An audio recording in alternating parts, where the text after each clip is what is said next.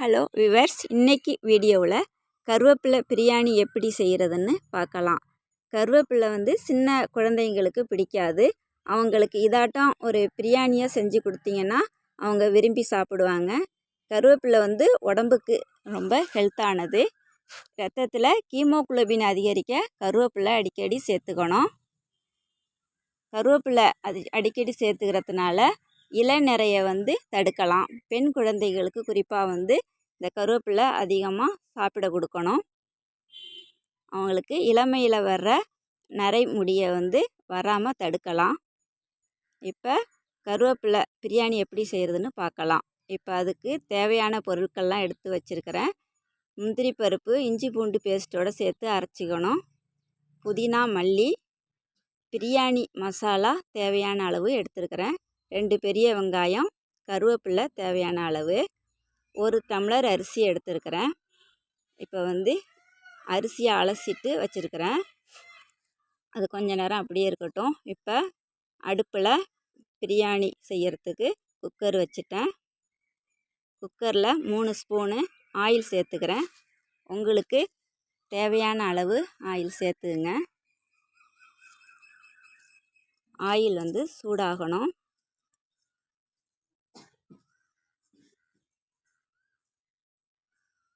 இப்போ ஆயில் சூடாகிட்டு இருக்குது. இப்போ சூடானோன்னே தாளிக்கிறதுக்கு பட்டை, கிராம்பு அந்த இதை சேர்த்துக்கணும். இது 5 ரூபா பாக்கெட்டு அப்படி நான் சேர்த்துருக்குறேன். அது நல்லா பொரிஞ்சு வரட்டும்.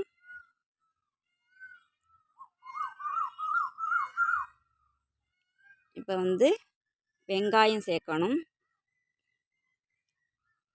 2 பெரிய வெங்காயத்தை நீட்ட வாக்கில் கட் பண்ணி வச்சுருக்கிறேன். அதை சேர்த்துக்கிறேன்.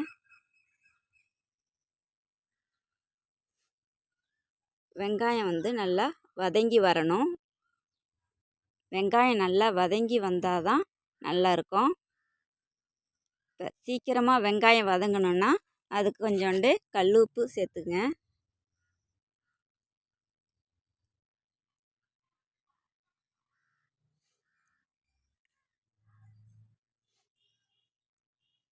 வெங்காயம் நல்லா வதங்கி வந்துருச்சு. இப்போ அரைச்சி வச்சுருக்கிற இஞ்சி பூண்டு முந்திரி அந்த விழுது சேர்த்துக்கணும். அதில் ஒரு பச்சை மிளகாவும் சேர்த்துருக்கிறேன் காரத்துக்கு. உங்களுக்கு தேவைன்னா இன்னொரு மிளகாய் கூடுதலாக கூட சேர்த்துக்கலாம். எங்களுக்கு காரம் கம்மியாக வேணும், அதனால் ஒரு மிளகாய் தான் சேர்த்துருக்கிறேன். ஏன்னா பாப்பாவுக்கு காரம் ஒத்து வராது. இப்போ மல்லி, புதினா இலையை சேர்த்துங்க. மல்லி, புதினா கொஞ்சமாக தான் சேர்த்துருக்குறேன். ஏன்னா கருவேப்பிலை சாதம்னால மல்லி, புதினா அதிகமாக ஆகிடக்கூடாது, அதனால் கொஞ்சமாக சேர்த்துருக்குறேன். அதையும் சேர்த்து நல்லா வதக்கி விட்டு பொடியாக கட் பண்ண தக்காளியை அது கூட சேர்த்துங்க. இப்போ தக்காளி நல்லா வதங்கி வரணும்.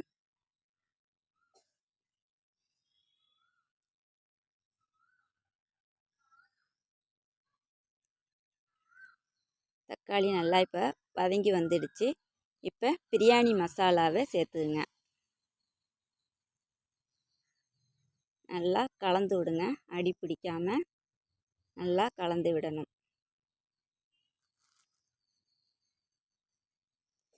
இப்போ அரைச்ச கருவேப்பிலை விழுதை அது கூட சேர்த்துங்க.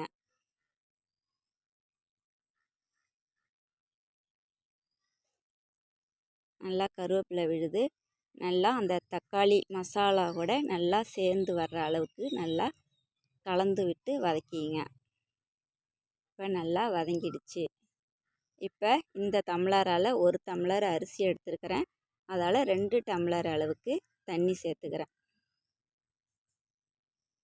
நீங்கள் எந்த அளவு அரிசி எடுத்தீங்களோ அதே அளவு கப்பில் 2 கப்பு அளவுக்கு தண்ணி சேர்த்துங்க.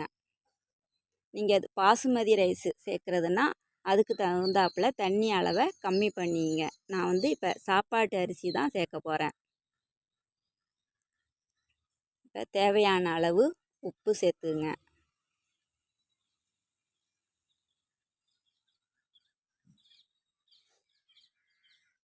இப்போ அலசி வச்ச அரிசியை அது கூட சேர்த்துக்கணும்.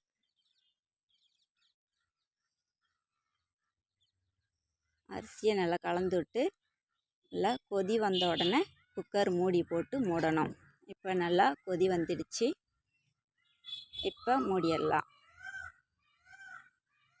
குக்கரெல்லாம் மூடி ஒரு 4 விசில் வந்த உடனே ஆஃப் பண்ணிடலாம்.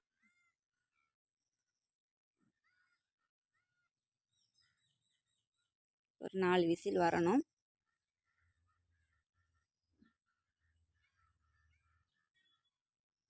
இப்போ விசில் வந்துடுச்சு.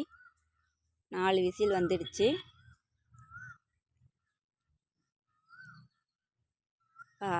ஆஃப் பண்ணிடலாம் அடுப்பை. இப்போ ஏர் போகிறதுக்கு கொஞ்சம் டைம் ஆகும். அந்த இடையில வெங்காயம் தயிர் பச்சடி செஞ்சிடலாம். இப்போ ஏர் போயிடுச்சு. பிரியாணி ரெடி ஆயிடுச்சு.